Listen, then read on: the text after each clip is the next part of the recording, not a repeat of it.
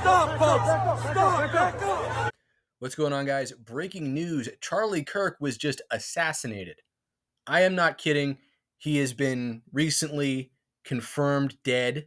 Charlie Kirk, a prominent conservative activist and Trump ally, dies after shooting at Utah campus event. Charlie Kirk, a conservative political activist and co-founder of Turning Point USA, was killed today, Wednesday, after being shot at an event at Utah Valley University, President Donald Trump wrote on his Truth Social platform. He was 31. Kirk frequently traveled to college campuses, speaking and taking questions from audience members in exchanges that often led to viral videos. Kirk's appearance at Utah Valley University on Wednesday was the first of a 14-city fall America comeback tour. As Trump remade the Republican Party, Kirk embodied the party's newfound populist conservatism in the social media age. This is very true. What's especially disturbing about this situation to me is that it's clearly symbolic. It's not just that it's Charlie Kirk. This is an attack by extension on all right-wing people in the United States. Kirk was answering a question at the event when a single pop was heard. Video taken by attendees shows the crowd screaming as Kirk recoiled in his seat and appeared to reach for his neck. Among those in attendance was former U.S. Representative Jason Chaffetz, a Utah Republican. He said on Fox News he was at the event with his wife, daughter, and son-in-law. He said Kirk, quote, came out, he was throwing hats, riling up the crowd, end quote, and then started taking questions before the shot rang out. Quote, I was watching Charlie. I can't say that I saw blood. I can't say that I saw him getting hit, but I did see him fall immediately backwards into his left, end quote, he said. The America Comeback Tour had Kirk's signature Prove Me Wrong table, where he would urge those who disagreed with him to debate an issue. Kirk was also an author and prominent media personality who hosted a daily 3-hour radio show. He traveled with a private security contingent. A Turning Point USA aide traveling on the tour told CNN whether he was speaking to large rallies like the one in Orem, Utah, or at smaller events. Trump has credited Kirk with galvanizing and mobilizing the youth vote for him. Kirk most recently appeared in the Oval Office in May, attending the swearing-in ceremony of Judge Jeanine Pirro. The president and dozens of other Kirk allies, as well as Democrats who had sharp disagreements with him, posted well wishes and calls for prayer online in the wake of the shooting. An Illinois native, Kirk married Erica Franzve in 2021. The couple had 2 young children. This is really awful. You know, I am immediately thinking of how his wife and kids must be feeling in the wake of this, to just have their father totally ripped out of their lives like that. I'm at a loss for words, really. I mean, this is just a horrible thing that has happened to them, and it's not going to be easy. It's just unbelievable that someone could do this. It really feels surreal. It does not. I remember seeing this and seeing the video, which is really disturbing, by the way, and thinking like, man, it wasn't like this was a sort of shoulder thing. Like, it literally hit him full on in the neck, probably hit an artery too, because I won't even describe it here, but it was very gory, even though it was a very quick video. And I still, even seeing that, I was like, okay, well, maybe there's still a chance. And now it's been confirmed. He's gone. And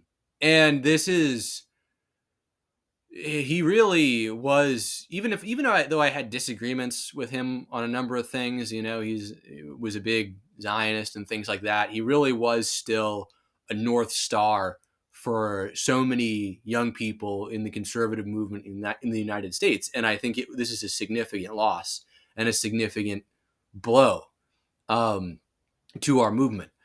It's not altogether unsurprising, but still very disconcerting what the left's response to this situation has been, which is in part celebrating his death, which I've already seen tons of comments on social media like that, and then also basically blaming him for being pro Second Amendment. And it's just so, like, I really felt over the past couple of months Like a lot of liberals, a lot of left wingers just kind of unplugged from politics altogether. You know, some of them went on to blue sky, but others pretty much just stopped paying attention. And then those that sort of remained were like lurking in the shadows, just as these bitter, resentful gremlins who had just nothing but spite and contempt for everyone on the right. And they're very open. I think we had a sort of a mask off moment with Destiny when he was, um, cheering on the first guy that tried to assassinate Trump. They're very much, a lot of them are very much in that mindset, and we're seeing them respond that way now with Charlie Kirk. And it's so like evil and twisted because one, can any of them even really name what Charlie Kirk's specific position on gun rights was? We don't even know what type of gun was used. We don't even know if it's one of the weapons of war they want to see banned. But literally, I saw just nothing but tons of posts. I saw one on Instagram where it was quoting Charlie Kirk. And people were saying awful things like, oh, he died doing what he loved, defending gun violence. It's just really, it's really, really, really goes to show you how eroded the social fabric of this country has become. And for me personally, even though I didn't really agree with some of the things Charlie said, I still felt that he had a lot of development. You know, that his positions on many issues had sincerely changed and improved, or in my opinion, I think they got better, a lot better. And it was really just sort of taking him time.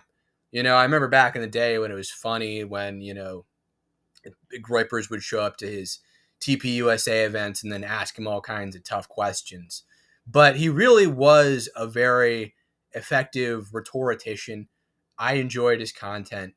And I did kind of take inspiration from him. I never would have called myself a fan, but he was inspiring to see someone go up and directly engage with people in the manner that he did. I think Charlie had a lot of potential, and I think had this not happened or had he survived, he could have gone on to be a significant political leader in the future, in the near future. And just the fact that this happened too, and just the way they've responded, it's like literally, if you are on the right in this country, if you're even center right, if you're even, not really that conservative, just kind of want to let people live and let live, if you hold the wrong position and you bother liberals, you are in their crosshairs. That is a distinction without a difference. Whether you're whether you're an edgy chud reactionary or a college campus conservative, they want you dead. In which a shooting like this happens. Yeah, and again, to emphasize what you just emphasized, we don't know any of the full details of this. That we don't know if this was a supporter shooting their gun off in celebration, or so we have no idea. But I'm also, you saw that little MSNBC clip there, so tired of this. The left are the cerebral civil ones. It was just the fact that guy would even suggest, oh, this could have been a supporter shooting off a gun. And it just accidentally, like, it's just such a scumbag thing to insinuate. And it really, this narrative can't die soon enough that the left is tolerant, peaceful, loves humanity for a better world. Like, that is just complete garbage. That is complete garbage. This has gone on for too long. We have been brutalized for too long. These people are hypocrites with everything they say. They accuse us of being the hateful ones, and then and the violent ones, and they go and do stuff like this. And they are so just accustomed to doubling down and being robots and just listening to whatever the MSM says that they can't do any kind of critical reflection. They can't actually reflect on their own actions and the state of the left and how they're treating other people or how average people perceive them. They think they have this mandate and that really gives them license to do everything. And then when things don't go their way, when one of their policies fails, when an event happens that contradicts their narrative, they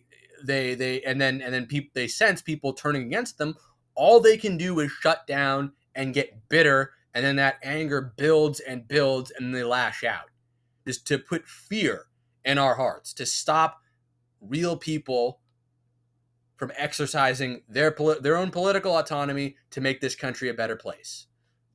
And the other thing too is their rhetoric totally leads to stuff like this. All that calling the right violent and saying we're fascists and this, that, and the other, calling Charlie Kirk a fascist, like that radicalizes people.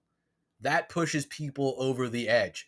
Their words have consequences, and there will not be justice in this country until the people who say them are forced to reckon with those consequences.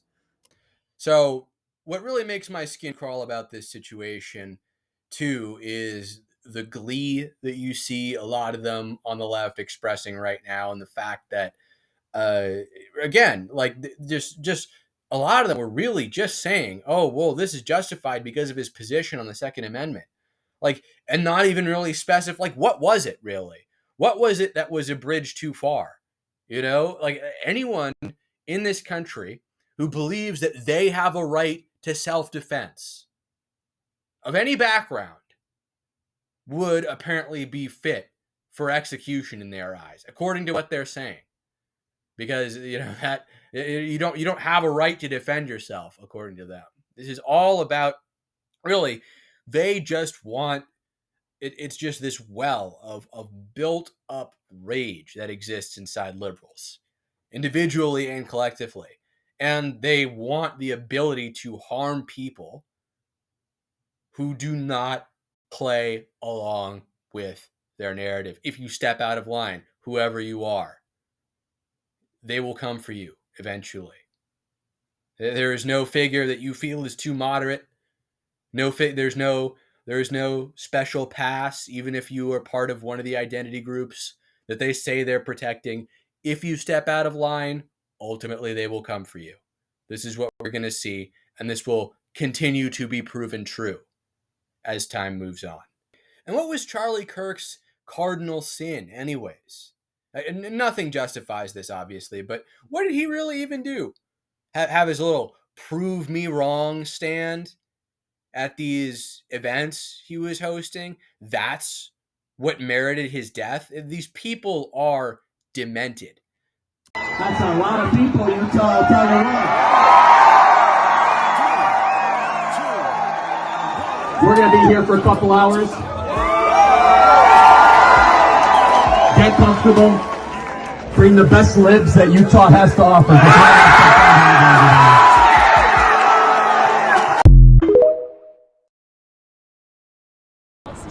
I go around universities and have challenging conversations, and because that's what is so important to our country, is to find our disagreements respectfully, because when people stop talking, that's when violence happens. I've never seen someone do this. Well, it's a growing trend because people like me are facing violence, assaults. The left. Yes, the campus Antifa. I've been stormed out of restaurants. I've been assaulted publicly, multiple death threats. Okay, so what's your goal in all this? There's more people that agree with me than some people would actually believe, and they come out of the woodwork when I do stuff like this. We record all of it so that we put on the internet so people can see these ideas collide. When people stop talking, that's when you get violence. That's when civil war happens, because you start to think the other side is so evil and they lose their humanity. You can really see how evil the left is, because if Charlie Kirk was such a villain, if he was such a bad person, if he was such a problem, you could have just gone up and talked to him and debated his ideas and his beliefs for their own merits. You could have done that in a very public way too. There was so much transparency in what he was doing. There was just it's really, really, truly inexcusable, and it's very worrying. It really does. It's felt this way for a long time, but this is yet another reminder. And I think just because it's such a huge wake up call to so many people, that we are past national conversations. Really. There is no talking to a lot of these people. They are blind, deaf, and dumb, and they have seared consciences. And we can only see how things play out. But I am very sad about this. You know, I'm really, really distressing, really disappointing. This was not how I did not take no pleasure in finding out this happened. This was not how I expected my day to go. My heart goes out to Charlie Kirk's wife and his daughters, or his two kids. And I'm really gonna miss him. And you know, what I have here with a platform here is nothing. It's not even a shadow of what he had, but still seeing what he did and how he carried himself, I'm gonna take it as inspiration, and then I'm gonna try in every video moving forward to remember the sacrifice that he made, that other people have made, in telling the truth and engaging with people, and to do so in a fearless and honest way. So may he rest in peace. Anyways, that's it for this one, and Red Channels will catch you in the next video.